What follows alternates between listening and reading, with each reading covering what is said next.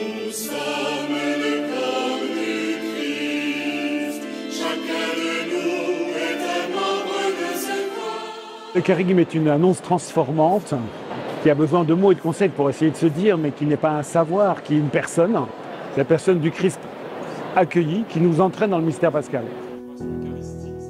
Et chaque messe est la proclamation du kérigme, c'est-à-dire l'annonce que Jésus est mort et ressuscité pour nous, plutôt mort pour nos péchés et ressuscité pour notre vie. C'est ce que nous vivons en chaque Eucharistie, en particulier le dimanche. Nous l'avons fêté ici avec une intensité spéciale.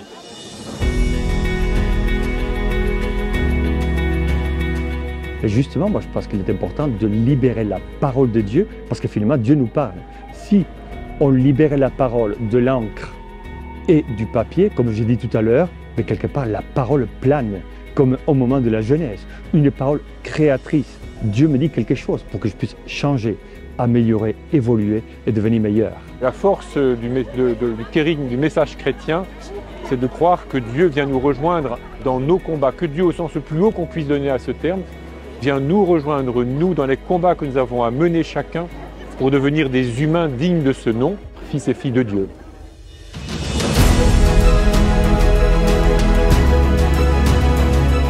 Oui, c'est sûr qu'il y a des résonances avec le spectacle que je joue, qui parle de liberté de conscience, qui parle aussi de fraternité entre chrétiens et musulmans. Et ça s'inscrit vraiment dans ce cadre d'être disciple missionnaire. On est à la fois disciple et en même temps appelé à être envoyé. Et nous, évêques, nous, prêtres, nous, baptisés, nous devons écouter la soif des autres et donner à boire, comme la Samaritaine, avec le patrimoine spirituel et humain que nous avons.